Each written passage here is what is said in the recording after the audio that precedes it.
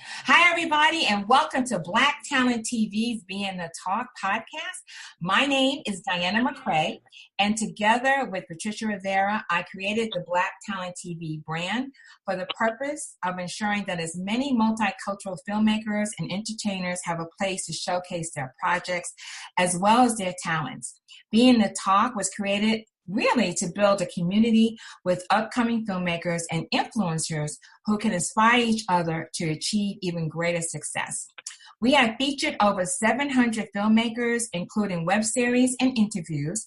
We are expanding our brand currently to include productive tools and services to help our community get to the next level of success. With the current trend of filmmaking, controlling the narrative of our stories is so essential. I am so excited today.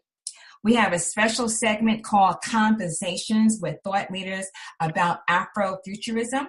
And with the success of Black Panther, Black Lightning, we wanted to have this conversation more about the topic and with thought leaders that we feel are, like the experts in the subject. And our first thought leader is my good friend. She's also my sister. I've known her for a long time, and I like to read what she calls her short bio.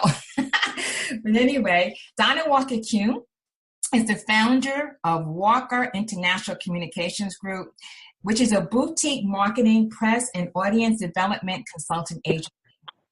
Her team specializes in multicultural marketing, group sales, multicultural press, and promotional events.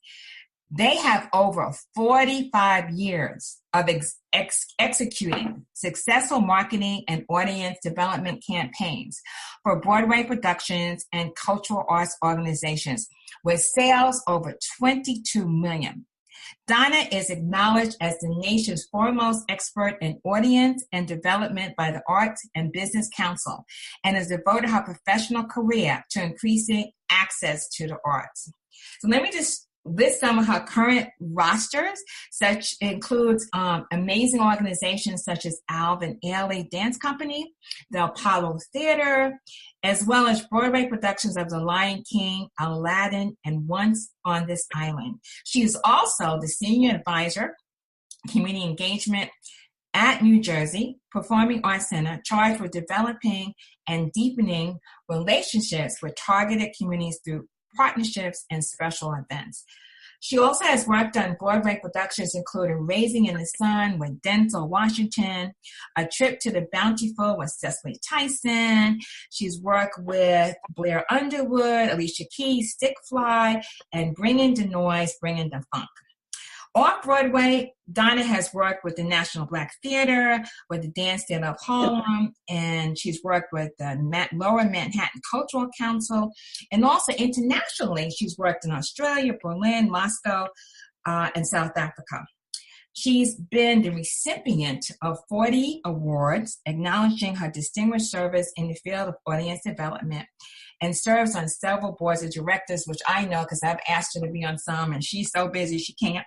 She's an adjunct professor of over 20 years at New York University and also teaches at the Bank Street College. Her first book, Invitation to the Party, Building Bridges to Arts, Culture, and Community, was published in 2005, and Miss Donna Walker Kuhne is a volunteer with SGI USA, a worldwide peace organization where she serves as the vice director for New York. Welcome, Donna. Thank you. My. Yes. Thank you. Oh, yeah, amazing.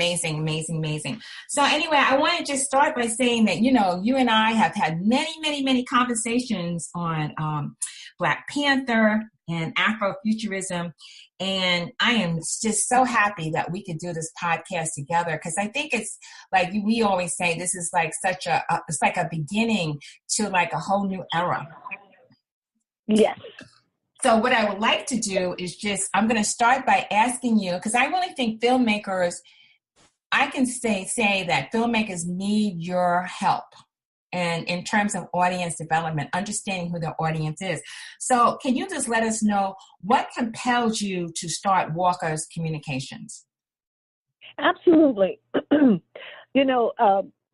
I started in this business in the 80s actually.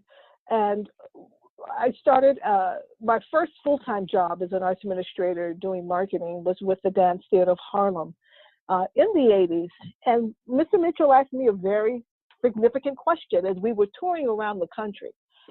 We were in major urban cities and the audiences were predominantly white.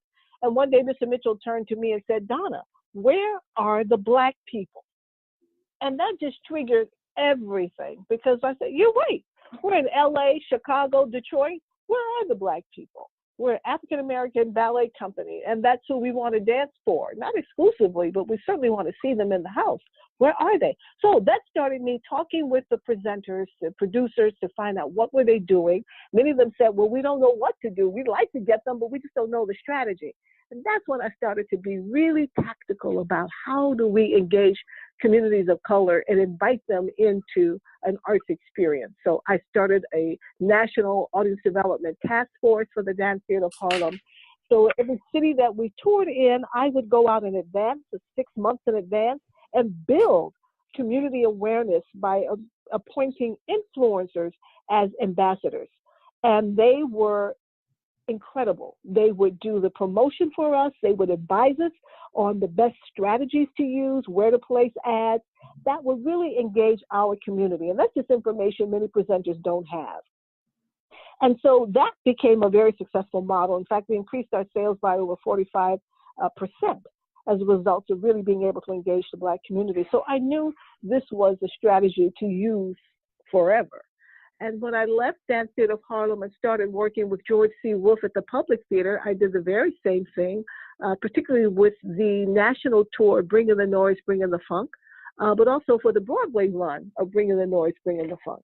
So this has become my signature. Any show that I work on, the first thing I do is galvanize the influencers and tastemakers who will ensure that the promotion happens on multiple levels.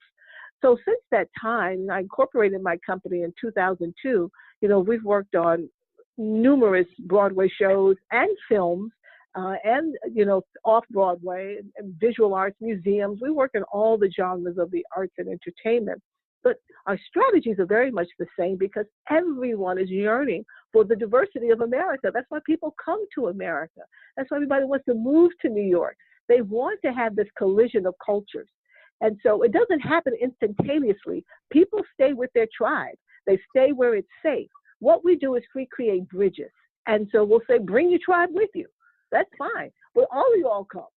So that there is this wonderful kind of observation, enjoyment, engagement of diversity that will help all of us, I think, become better people. I really believe that many of the issues we have today with violence in particular is because people don't know each other. They don't know each other's heart. And so we make these assumptions, many of them based on hate and anger. The arts is a place that addresses this in a very direct way, by creating work that enables us to really connect to each other. But we have to also bring the audiences with us. And that's what my company does. That is awesome, because I definitely agree with you that we are a diverse country, and we need to embrace this diversity and this humanity that's, comes with embracing that diversity. So I know, about your book, Invitation to the Party, and I read the book. It's a great book. So can you talk a little bit about that? And also, can you let us know what we can learn from it and how relevant is it today? Okay. So I wrote my book in 2005 as a result of the success we enjoyed on Broadway with the production of Bringing the Noise, Bringing the Funk. It was the first time that we really had African Americans, particularly young African Americans, consistently as audience members. And the producers from other Broadway shows started to call me and ask me, well, how did you do it? What is that like? How did you make this happen? And I just felt, well, this is information that belongs to the universe. It's not just mine. I need to share this so that the field will grow, so that there's a real benefit to this. So that's what really precipitated my writing the book.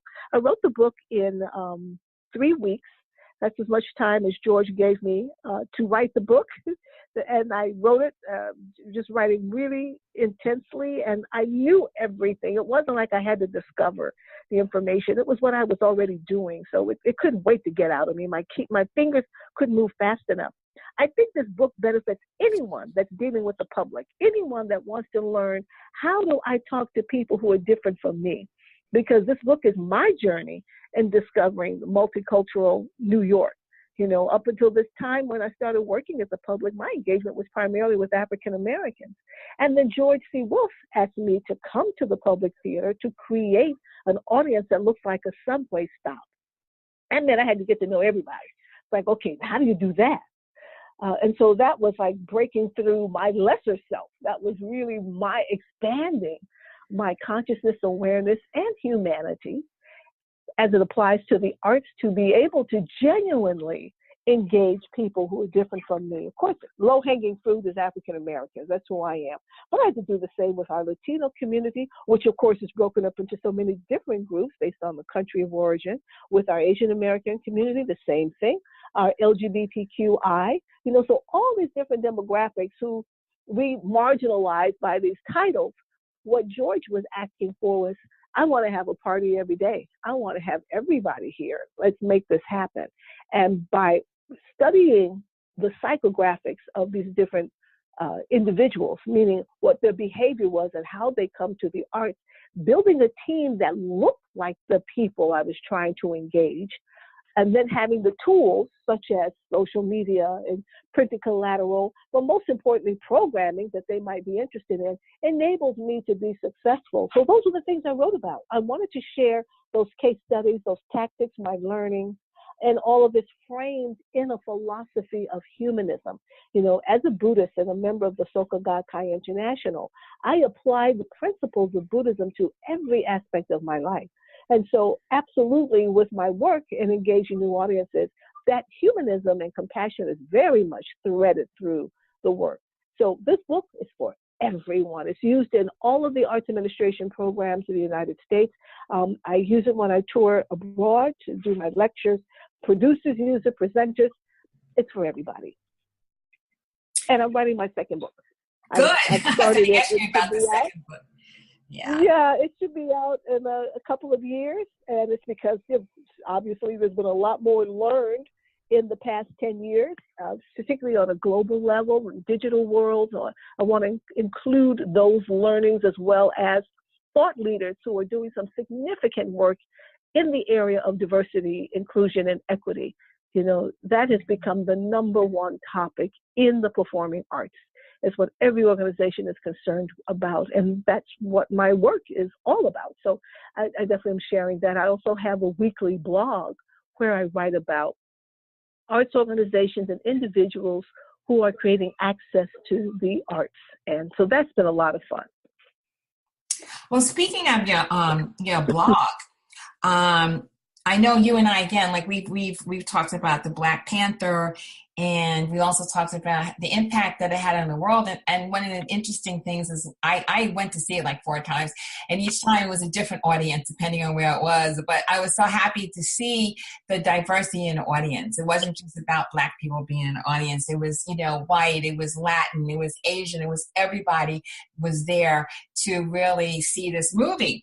But what I want to talk about is you wrote on your blog, Wakanda, a case study for community engagement, which I have read a few times. And I want you just to tell the audience what propelled you to write that. Well, seeing the movie Black Panther was a real life changer for me. It just changed everything.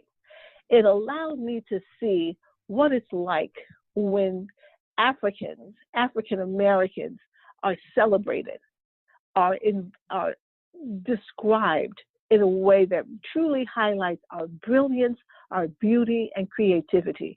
I left that movie so charged. I was ready to soar. I just felt like this world is mine.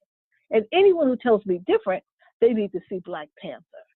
So the empowerment that I got from this movie was indescribable, and it's still very much with me. And I use the term Wakanda power throughout my conversations with people, meaning that I want them to tap the essence of who they are as an African, and everyone is from Africa.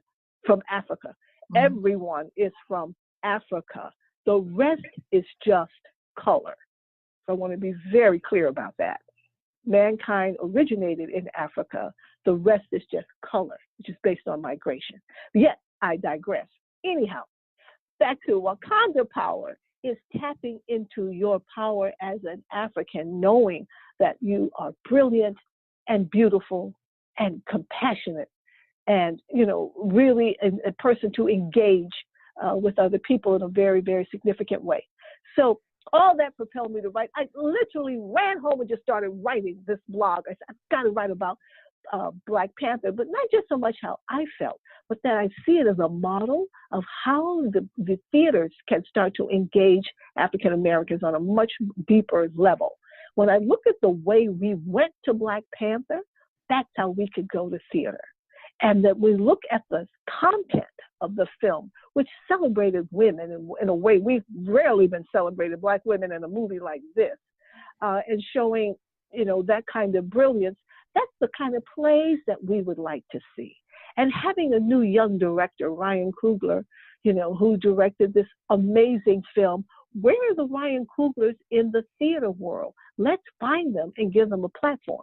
So to me, this was a template on how, moving forward, we can engage African American communities on an easier level, a deeper level, more sustainable. So that's what. Mm-hmm. Yeah, I'm just going to quote you from your article. You said, quote, I have more than 35 years of experience as an audience development specialist, university instructor for arts, marketing, and community engagement specialist. However, witnessing the, quote, Black Panther effect has caused an awakening of new possibilities for my field. Why can't a performing a visual arts presentation use this model and these examples as a template? So I want to know, what do you think is the Black Panther effect? The Black Panther effect is, one, how we went to the movie, and the product itself. So as I put right in the article, that it needs to tell or show our story in a positive, bold, and dynamic way. I don't think we have to keep putting out films about single Black moms, struggling kids on drugs. Right. We know that that's a portion of our demographic, but that's not all of it. So why not celebrate African American culture, in a way that's really beautiful? So that's one. The secondly is how the community was engaged, the Black Panther effect. I started seeing pop-ups on Facebook a year well before the film came out. And I wasn't even sure what it was, but I just kept seeing Black Panther screenings, Black Panther opening, hashtag Black Panther. So the seeds were planted that this is something really significant. And also that there was a lot of editorial about the film from many, many different aspects, not just the actors, not just the story, but behind the scenes, about Ruth Carter, about, the cinematographers, all the people connected to the story. And then why do the story? Why tell the story? So there was so much content that described Black Panther that the curiosity was a fever. It's like, I gotta see this movie. My goodness, and all that happened before they even started advertising for the movie. This was really social media. And that was huge. So that was, I felt, a really smart way of engaging the community. And then, the way that we went to see the film, to me, the Black Panther effect is something we've never done before. Having voter registration drives in the lobby, having fundraisers. There were so many organizations that brought out theaters to ensure young people would be able to see this movie and see themselves in the movie. I thought that was amazing. Everyone coming in African attire, people being asked to come in their African attire. I remember reading articles about some of the African shops running out of fabric, amazing, because there was a financial impact that was significant that affected the entire Black community, as well as, of course, the movie tracking well over close to $1.5 billion. The screening parties that were held, the post events that were held in different clubs and restaurants, dialogues, and, African drummers and dancers in the lobby. We've never had a film that enabled us to celebrate ourselves like this ever, ever. And so that to me is the Black Panther effect. And so it can't go away. We have to hold that and use this as a new template on how we go to the arts. It's up to the theaters and the presenters, of course, to create the work that will allow us to frame this. But this is how we can achieve success in an unprecedented way. That's right. And I have to say that for me, I agree with you. I just was, I love superheroes anyway. And I know when we first started Black Talent TV, there was two things I kept saying to my business partner and my team, where are the Black superheroes and where are the Black leading ladies, right? And I kept saying that and saying that and saying that. So, what inspired me after seeing the movie too is I started writing my own story. I get up every morning and I just start to write my own superhero story about a young Black woman. So I think this is what Black Panther also did, and I think the Ryan Coogler and his team, we interviewed 3 of the behind the scenes. We interviewed the hairstylist and one of the stunt women, Carter. And the one thing that they all said was that they were, they were funny because to me, when I see Ryan Coogler, he just seems like a really nice guy to work with. But he was they said he was so focused on the mission of delivering a fantastic film. And they all felt like to be in his presence, just honored and challenged at the same time. So I know that me and you can talk forever about this, but I want to get to the topic about Afrofuturism because, a lot of people feel I read articles in Huffington Post and CNN that this movie, Black Panther, has brought Afrofuturism into the mainstream. And I wanted to get your thoughts about it because you said it's the most recent visual representation of Afrofuturism. Correct. It really is. But it certainly isn't the first. And, as we know, there's been this Afrofuturism reflected in our art for quite some time. I think about Sun Ra, who's a musician. And in 1977, I performed with an African dance company at Festac in Lagos, Nigeria. We were part of that huge festival. And Sun Ra performed on the same program that the company did. And, Sun Ra's music is very much Afrofuturistic. It's a whole different kind of sound. It's not your Whitney Houston sound, Earth, Wind, and Fire sound. It's very, very different. And so the Nigerian community didn't know what it was and didn't understand it, and they left. And so by the time our company performed, there were 3 people left in the audience. So we were so disappointed because we had worked so hard, to be able to really show them our choreography and our expertise. So when I look back on that time, I can see how ill-prepared the audience was for Afrofuturism. I think of the writer Octavia Butler, whose books I've read for many, many years. And absolutely, she always wrote about African-American heroines, who were in the future in a very complicated time, but it was usually the female that was able to resolve whatever that challenge was, And so we have, many examples of that in today's society. And I think Black Panther has opened the door wider and enabled us to continue the conversation, but it certainly is not the first. Right. So as for the audience, because you're the audience specialist and everything, what do you think, what did Black Panther do for the audience experience coming from your expertise as an audience specialist? Well, I think it proved to anyone who was asking that Black people will spend money for what they like, which is what I've always said. I have never, ever not believed that we have the resources for what we want. And it's a question of value. So I don't believe that free tickets is the solution to engaging new audiences. I think there has to always be a value to the work. What we saw in the film Black Panther was tremendous value, so that we saw it repeatedly. You know, one of the reasons it's tracking well over $1 billion, because I don't think very few people didn't see it at least more than once. And it was because we just saw ourselves in a way that hadn't been celebrated before. So the financial capacity of the Black community to support the arts has clearly been established. And the question is, can you produce a work that we feel we're being valued and not denigrated? And that's for the producers to figure out. That's great. I think that's awesome. So I'm going to also quote you. I love when you said, why can't a performing or visual arts use this model and examples as a template?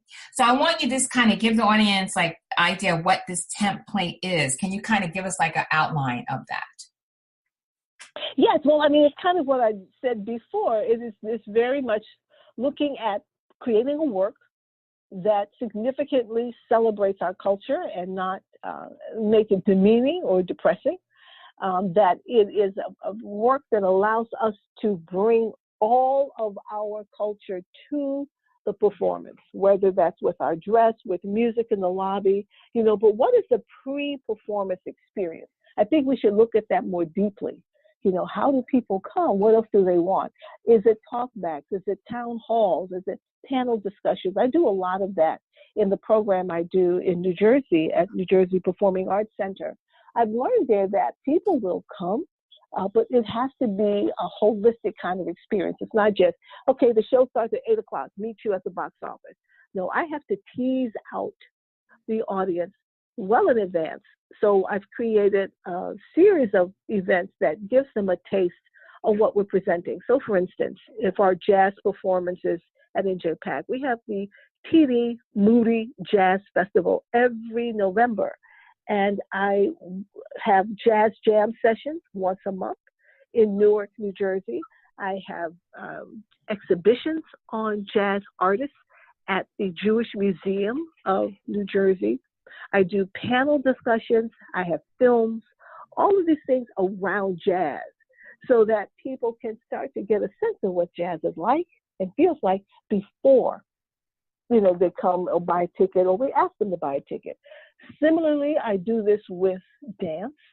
We do at NJPAC, we present Dance in Your Community, which is a series of over 20 dance workshops in the greater Newark area that features all kinds of dance. Because dance is a challenge to sell tickets for. Many people don't quite understand what is modern dance. Ballet, they feel is boring. And the ethnic-specific companies are marginalized to just that month. So if it's Black History Month, you get the African dance. Asian American, you might get Chinese.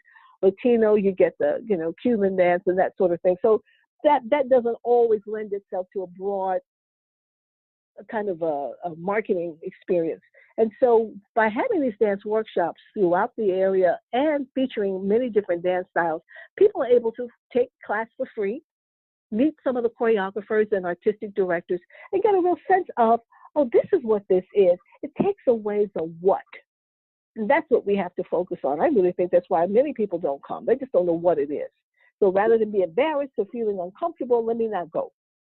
So that's an example of the kind of template that I think we need, and what Black Panther has certainly demonstrated will work.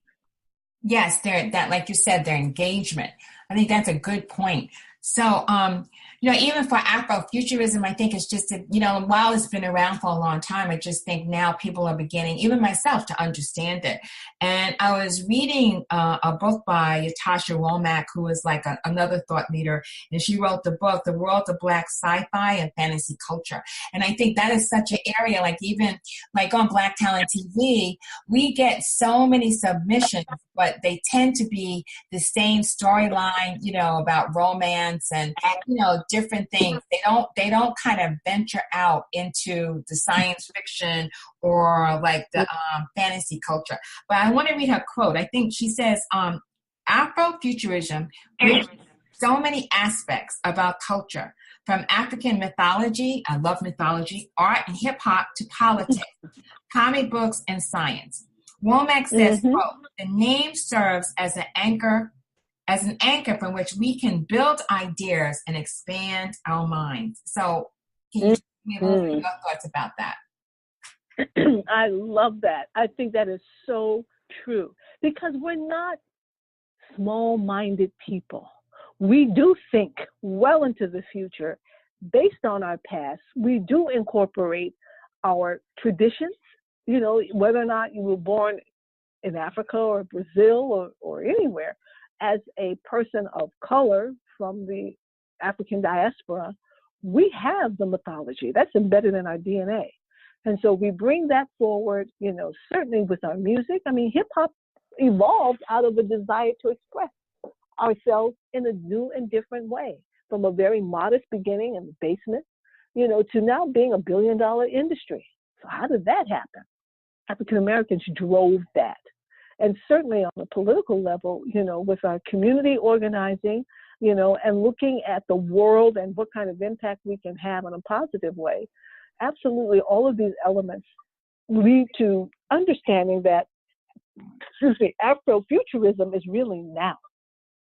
It's not, 50, 60 years from now. It's now. It's today. And we see, particularly with our youth, how they continue to unpack that. And they continue to discover what that means from their perspective, which is very exciting. I'm really, really looking forward to just continuing to see us express our brilliance. Me too. I am so excited. I just can't wait either. And I'm particularly very happy that you and I can have this conversation, because with our experience and what we know and where we've come from, historically, and where we are going in this future, the call to action really is to the filmmakers to embrace different types of stories and to really control the narrative. And I think that's the message that we all can get from this conversation, as well as future conversations, is that there's like when I was interviewing the stunt woman from Black Panther, Janisha, she said that, the sky is too low. She, and I was like, I love that. The sky is too low, like go beyond that with limitations. That's fabulous. It's fabulous, right? That. I was like, I never quite heard that. But I want to talk a little bit about, you and I both members and leaders in SGI, which is an amazing world peace international organization. We have a president of our organization, Daisaku Ikeda, who is just phenomenal. And he says, in the beginning of this new century, he said, quote, that this is the century of Africa, also the century of women. And I wanted to take a few minutes just to kind of talk about like his poem a little bit, because I think it's so relevant to what is happening now. And he starts out by saying, I'll read some of the points when he said the poem, Ode to America, Ode to Africa. He says, Africa, my treasured friend, I respect you from my heart. Africa, the motherland of all humanity. Africa, you are the light that shines with a great mission to change the history of humankind. There may be fading days of sadness and misery and nights of anger and despair, yet, my friends, let us talk quietly under the moonlight. Let us gaze at the Milky Way. When times are trying, have hope. Hope is of essence. Nothing more is vital. Therein lies the indomitable spirit of Africa. Listen to the beating drums that ignite the passion for life within us. Sing the songs celebrating the beauty of diversity and the flower of harmonious coexistence. People, awaken to your true greatness. When you yourself shine as the sun, the darkness of the world will be dispelled. We are one family. Brothers and sisters, learn from Africa. Follow Africa. Only then will the world change. With the new dawn of humanism come. So I think I read that, in preparation for this call, but I also think that, he's given us such a call to action that, with us, with the change coming from us, from Africa and then the whole world will change. I mean, that is such a call to action. I know you and I have a lot of initiatives towards this whole, century of Africa. But I want you to tell us a little bit what you feel our mission is, and how do we respond to President Keita and expand his mission in the performance and visual arts using Wakanda as a template. So with Wakanda as a template, I think fundamentally we are, and he's already done it in his poem that you read, is to acknowledge the power and impact of Africa. It's about being unapologetically Black. It's nothing, we don't have to shortchange anything, apologize for anything, but demonstrate the boldness and the dynamism that our culture and heritage bring to any environment. And so I think that's the foundation. And from there, it's looking at specific initiatives that allow us to celebrate African culture, but also to respect Africa. And there's a lot of work that needs to be done with that. When you talk to the average person about Africa, they tell you the people poor or they're always at war with each other.